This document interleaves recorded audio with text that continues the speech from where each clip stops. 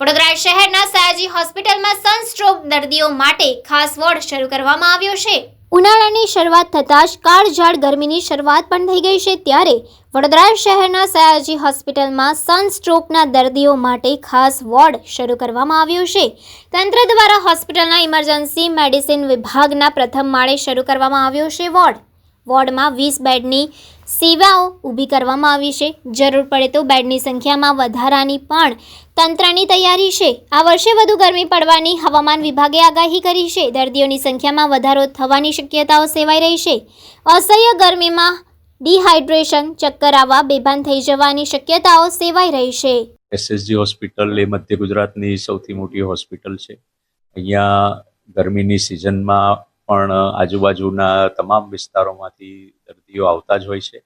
દર વર્ષેની જેમ આ વર્ષે પણ અમે એક અલાયદો વોર્ડ રેડી કરી લીધો છે, હીટવેવ વોર્ડ, જેમાં 20 ખાટલા અત્યારે છે અને જરૂર પડશે તો એમાં વધારો કરીશું।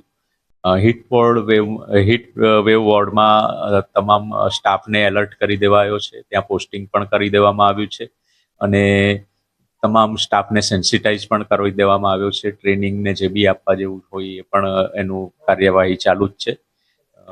દવાઓ પૂરતા પ્રમાણમાં અમે ઉપલબ્ધ કરાવી દીધી છે કે જેથી હીટવેવ વોર્ડમાં કોઈ સારવારની કમી ન ઉપજાય।